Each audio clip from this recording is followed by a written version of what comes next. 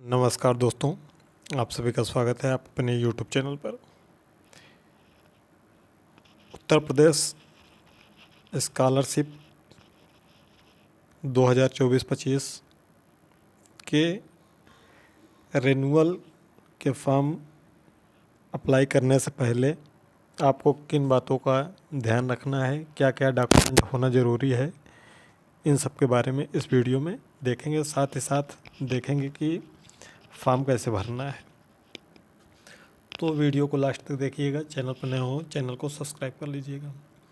ये renewal form के लिए या वीडियो के लिए 10th 12th BA BSc BCom यानी कि कक्षा 12 के ऊपर कोई भी पाठ्यक्रम हो आपको, चाहे BA BSc BCom हो, MM SC MCom हो, B.Ed हो, M.Ed हो, LLB हो, ITI हो, B फार्मा हो, D फार्मा हो, पॉलिटेक्निक हो, सभी पाठ्यक्रमों के रिन्यूअल, केवल और केवल रिन्यूअल यदि आपने पिछले वर्ष आवेदन किया था तो आप आवेदन कर सकते हैं। उसके लिए इस वीडियो में बात करेंगे। तो चलिए देखते हैं कुछ महत्वपूर्ण जो जानकारी हैं। सबसे पहले ये जो फॉर्म भरे जाएंगे, प्रथम चरण की अंतिम तिथि 16 नवंबर है। डिस्क्रिप्शन बॉक्स में एक वीडियो आपको मिल जाएगा, उसमें पूरा डिटेल से बताया गया है कि कौन सी प्रक्रिया कब करनी है। पूरा जो समय सारणी उसकी है वह दी गई है। और ये जो आवेदन 16 नवंबर तक हो जाएंगे, उनके स्कॉलरशिप दिसंबर के अंत में आएंगे। ठीक है, तो कुछ पॉइंट देखते हैं। जैसे कि नियमावली में है कि उक्त समय सारणी के समय अवधि के अंतर्गत वार्षिक परीक्षाफल अथवा सेमेस्टर होने की दशा में दोनों सेमेस्टर का परीक्षाफल घोषित होने के बाद उत्तीर्ण प्रोन्नत होने पर छात्र अपने पूर्व आवेदन पत्र का नवीनीकरण कर सकेंगे। यह पहला स्टेप है। दूसरा है नवीनीकरण छात्र की अगली कक्षा में प्रवेश की तिथि तथा गत कक्षा का परीक्षा फल व नामांकन संख्या को संस्था द्वारा अंकित किया जाएगा, यानी कि आपके कॉलेज द्वारा। ठीक है। तीसरा है संस्था द्वारा वार्षिक परीक्षा फल दोनों सेमेस्टर का परीक्षा फल न निकलने की दशा में रिजल्ट नॉट डिक्लेयर्ड ऑप्शन चुनते हुए आवेदन अग्रसारित किया जाएगा। ऐसे सभी छात्रों का डाटा संदेहास्पद श्रेणी में रहेगा। संस्था द्वारा समय सारणी में संदेहास्पद डाटा को सही करने हेतु आवेदन में परीक्षा फल भर कर निर्धारित समय अवधि में अग्रसारित करना होगा। चौथा है संस्था द्वारा छात्र का आवेदन ऑनलाइन अग्रसारित करते समय छात्र का गत वर्ष का परीक्षा फल होने की दशा में दोनों सेमेस्टर के अंकों को जोड़ते हुए पूर्णांक एवं प्राप्तांक तथा उपस्थिति का प्रतिशत सही रूप में भरना अनिवार्य होगा। ठीक है। पांचवा बहुत ज़्यादा जरूरी नहीं है। छठा है प्रथम चरण में विभिन्न हितधारकों के स्तर से लंबित और शेष पात्र छात्रों को द्वितीय चरण में सम्मिलित किया जाएगा। तो चलिए इसका पूरा मतलब समझ लेते हैं। यदि आपको फॉर्म भरना है तो पहला है कि आप उत्तीर्ण होने चाहिए। यदि आप पिछले वर्ष अनुत्तीर्ण हो गए हैं यानी कि नॉट प्रमोटेड हैं तो आप फॉर्म को नहीं भर सकते हैं। अगर आपका किसी एक विषय में या दो विषय में बैक लगा है लेकिन आपके रिजल्ट में प्रमोटेड शो हो रहा है तो आप फॉर्म को भर सकते हैं। ठीक है।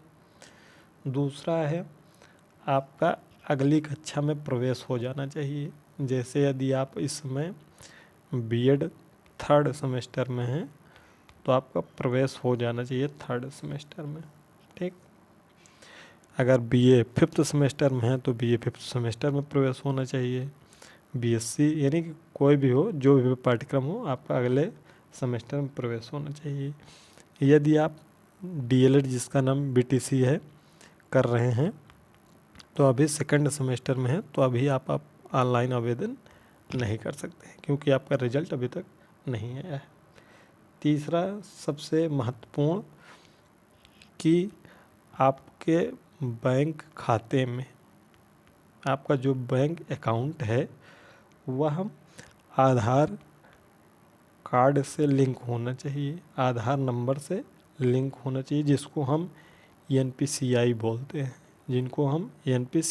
हैं, यानी कि आपके खाते में आपका आधार नंबर लिंक होना चाहिए। यानी कि आप उसको अगर हम अपनी भाषा में समझें कि आप अगर आधार से पैसा निकाल लेते हैं, ठीक है, तो इसका मतलब है कि आपका बैंक अकाउंट आधार से लिंक है, ठीक है।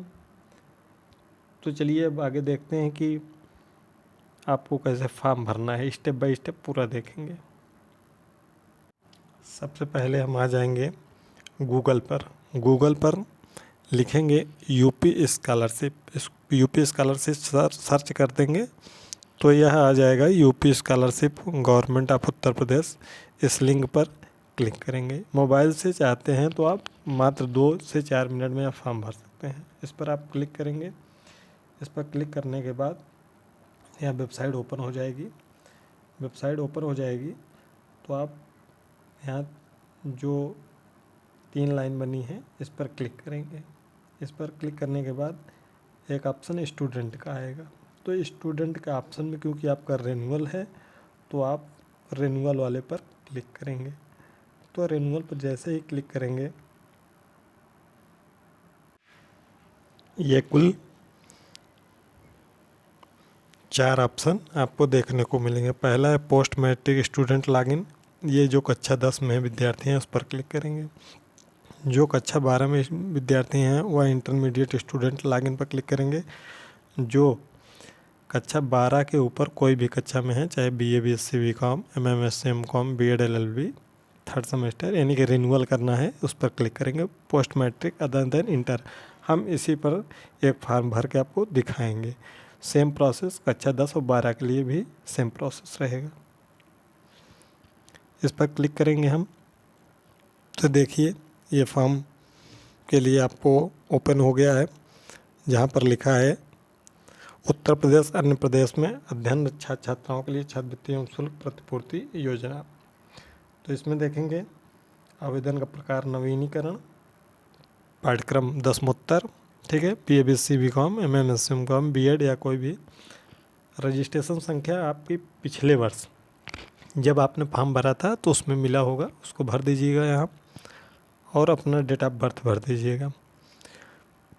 फिर उसके बाद जो पासवर्ड रहा होगा पिछले वर्ष रजिस्ट्रेशन के समय उसको आप भर कर आगे कैप्चा कोड लिखकर सबमिट कर देंगे। अगर आपका पासवर्ड आपको नहीं पता है तो forget password post matric click here, इस पर क्लिक करेंगे तो आपको बहुत सिंपल सा प्रोसेस है। उसमें हाई स्कूल का roll number, high school password, यह सब जनरल चीज़ें पूछे जाएंगी। उसको भर कर क्लिक कर देंगे तो आपको पासवर्ड आपको पता हो जाएगा। यह सब प्रोसेस करने के बाद आगे जब सबमिट करेंगे तो आपको कैसे क्या करना है बहुत महत्वपूर्ण है, वहाँ ध्यान दीजिएगा। हमने एक फॉर्म भरा है, उसका स्क्रीनशॉट शेयर कर रहे हैं हम, उसका स्टेप बाय स्टेप बताते हैं। देखिए ये पूरा फॉर्म भरा गया है तो इसमें पूरा सब कुछ ग्रीन हो गया क्योंकि ये फॉर्म भरा जा चुका है, ठीक है। देख सकते हैं आप 2024-25 नवीनीकरण, यह तो हो गया इससे। उसके बाद बगल में ये जो 3 डॉट है, 3 लाइन है, इस पर क्लिक करेंगे। साइड में क्लिक करेंगे तो देखिए इतने चीज़ें लिख कर आएंगी, जहाँ पर आपको रजिस्ट्रेशन, प्रमाणीकरण हेतु आधार नंबर, मोबाइल नंबर सत्यापन, NPCI सत्यापन, नवीनीकरण, आवेदन पत्र को संशोधित करें, फ़ोटो अपलोड करें, जांच हेतु आवेदन करें, जांच उपरांत आवेदन पत्र सबमिट करें, यह सब ऑप्शन आएंगे। इसमें से आपको केवल और केवल नवीनीकरण के लिए इस बार बदलाव किया गया है कि आपको नंबर वगैरह कुछ नहीं भरना है, केवल आपको भरना है NPCI सत्यापन हेतु, ठीक है। जैसे ही आप NPCI सत्यापन पर क्लिक करेंगे तो नीचे ऑप्शन आ जाएगा यहाँ, उसके बाद वहाँ पर क्लिक कर देंगे, वो ऑटोमेटिक NPCI सत्यापन हो जाएगा क्योंकि आपका आधार आपके बैंक अकाउंट से लिंक है। अगर नहीं लिंक होगा तो फिर दिक्कत हो जाएगी, उसको पहले लिंक करवा के तभी फिर फॉर्म भरिएगा। फिर उसके बाद जितने सब हैं वो ऑटोमेटिक जैसे ही आपका NPCI सत्यापन हो जाएगा सब ऑटोमेटिक ग्रीन हो जाएंगे। आगे वाला पहले से ग्रीन रहेगा 3, यह सब ऑटोमेटिक ग्रीन हो जाएंगे। आपको कुछ भी नहीं करना है इस बार, ठीक है। फिर उसके बाद सीधे आ जाएगा संस्था हेतु आवेदन प्रिंट करें। यहाँ पर आप ये 3 दिन बाद लगभग हो तो जाता है ऑटोमेटिक 1 ही दिन बाद, लेकिन उसमें 3 दिन का समय है। 3 दिन बाद आप फिर से जब ओपन करेंगे तो संस्था हेतु आवेदन प्रिंट करें, उस पर क्लिक करेंगे तो ये देखिए पेज आपको प्रिंट कैसे होना है वो ओपन होके आ जाएगा। ये अभी 28 सितंबर को फॉर्म भरा गया है नवीनीकरण का, ठीक है, BA 5वां सेमेस्टर का है, ठीक।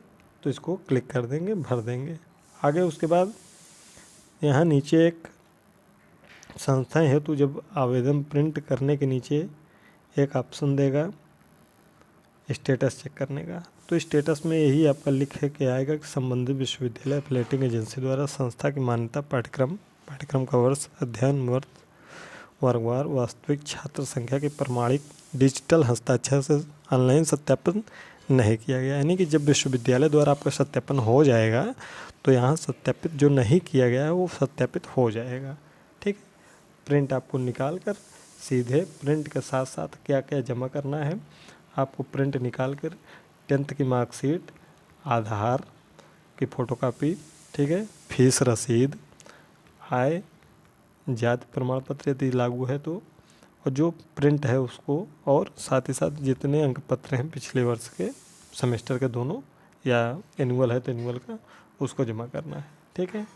इसके अलावा कुछ लोगों का अभी फॉर्म भरते समय वी आर सॉरी लिख कर आएगा फॉर्म भरने, तो आप लगातार ट्राई करते रहिए क्योंकि ये फॉर्म स्टार्ट हो गए हैं जुलाई से ही, ठीक है, लेकिन अभी तक इनकी साइट नहीं चल रही है और अंतिम तिथि 16 नवंबर है। तो थोड़ा सा प्रयास आपको करना पड़ेगा लगातार, और रात में इसको चेक करिएगा।